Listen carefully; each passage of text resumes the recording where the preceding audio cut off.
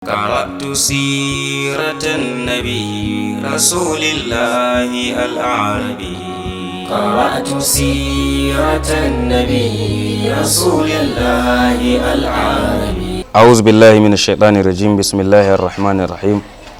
الحمد لله وصلى الله على رسول الله وعلى آل بيته وعلى من تمسك بهديهم إلى يوم اللقاء بالله.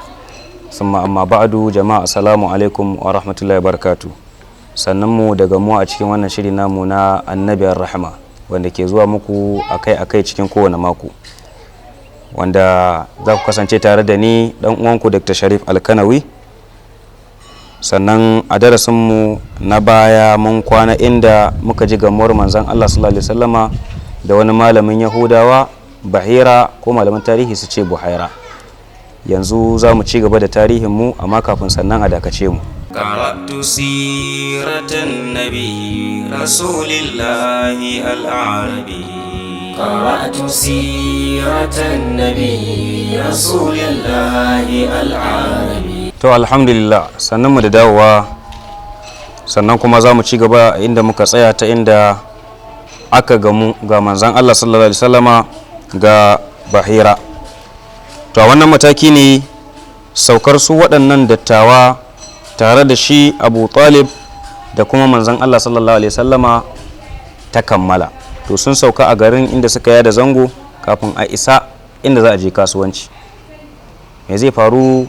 Sai ga Buhaira, sai ga manzon Allah, sai ga dukkan alamun annabta sun tabbata gare shi, tun daga kan inuwa da girgije ya dinga masa har zuwa ga ya zauna a inuwa wajen shan iska karkashin bishiya, ko wato kuma ya zo ya cika gurin, shi kuma bai samu guri ba.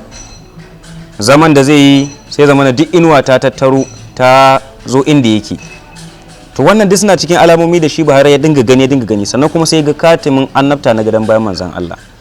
To yanzu ya riga ya gane shi ne, kuma yaya za a yi da shi. Saboda haka sai ya shiga gida, ya hada abinci, ya turo wasu wannan tawaga ta Qurayshawa cewa to wannan mutum a tura musu a ce ga abinci nan daga gidan wannan mutum, ya yi musu kyauta. Aka bada, kowa ya ci abinci. Can sai ke tambaya wai na za su je ne, aka ce ai za su tafi can ƙasar Sham ne, za a je kasuwanci. Sai ce to wallahi ina haɗa ku da Allah, kar ku kuskura ku saka wannan ɗan naku a ƙasar Rum, in ba haka ba ku za su yi masa kisan gilla. Domin menene? Su ƙasar Rum sun tafi akan cewa ne duk annabin da zai zo nan gaba sun san cewa rusa musu da awazi, watsa target din su zai. To shi yasa tun a wannan lokacin kuma sai suka fara ganin somu-somun da alamu da yanayi suna nuna cewa to lalle ya doso, kuma kusa yake da ya bayyana. Wannan ta sa suka ce to a bazama wajen neman sa. Za mu ji yanzu yanda aka yi wajen neman shi. Fa bainama huwa qa'imun alaihim wa huwa yunashiduhum. Shi wannan Buhaira yana tsaye kan waɗannan Qurayshawa, yana ta roƙonsu da Allah ya zahabu bihi ila Rum, kada su tafiya da manzan Allah zuwa ga garin Rum. Saboda mai fa inna Ruma idza arafuhu bisifa qataluhu. Rumawa suna gane manzan Allah da wannan sufofin nashi, ya ce kashe shi za su yi. Saboda haka kafin ka ce me, sai ga mutum 7 sun zo daga ƙasar Rum, an tura su an baza duniya. Kai jama'a, manzan nan ya kusa zuwa, ku ba zama neman shi. Su 7 nan an turo su ƙasar Hijazu su zo su neme shi.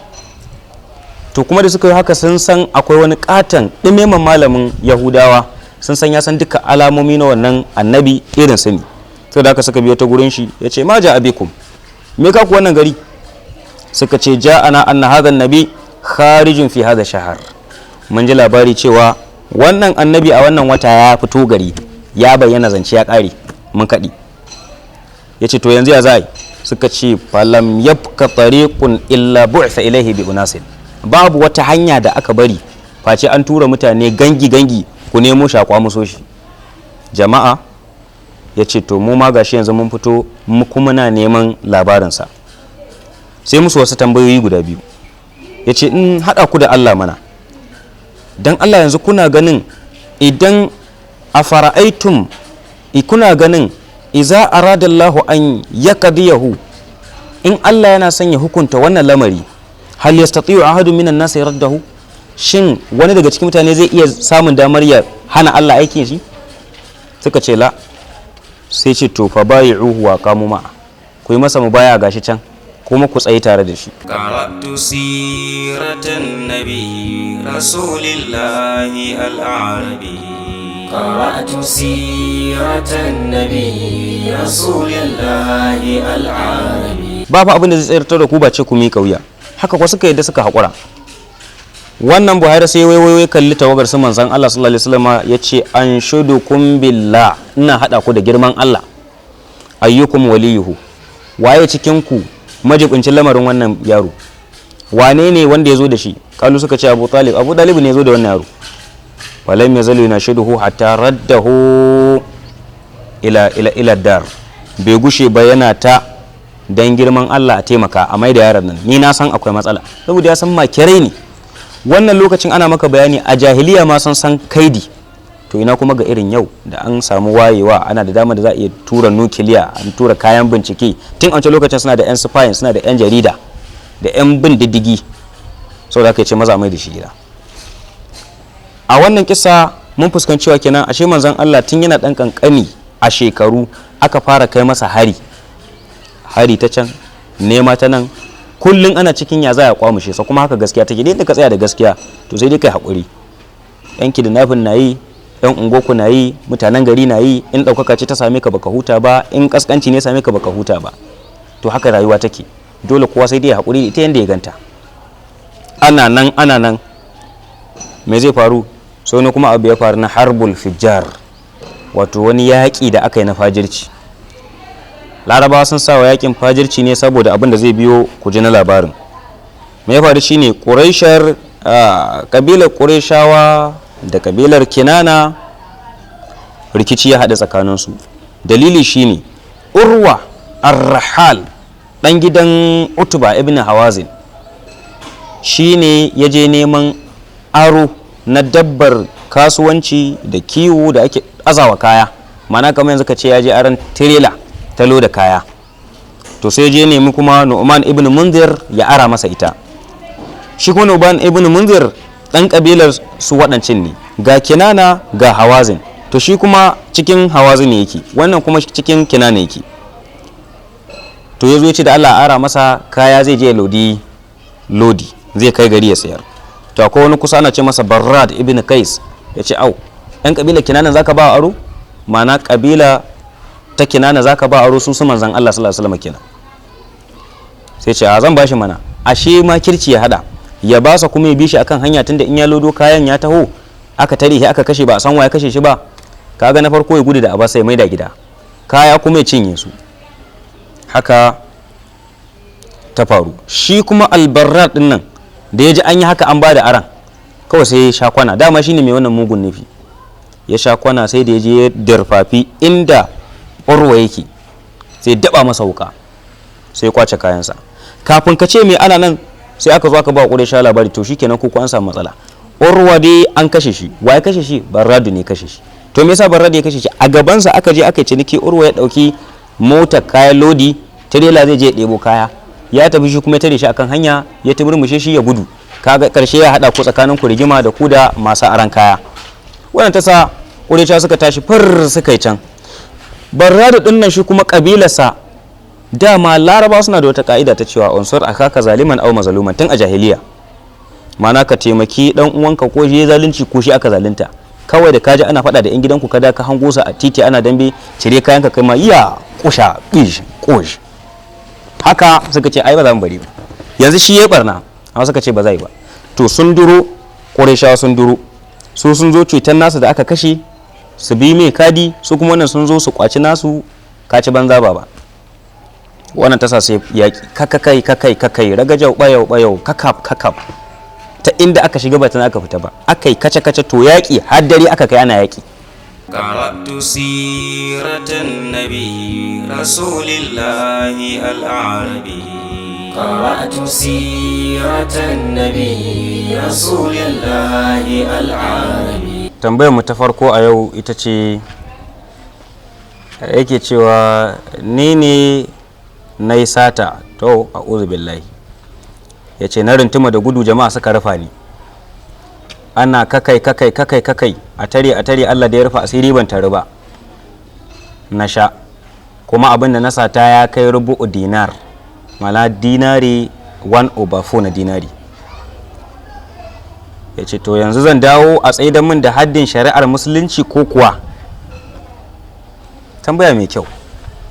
Akramakallahu,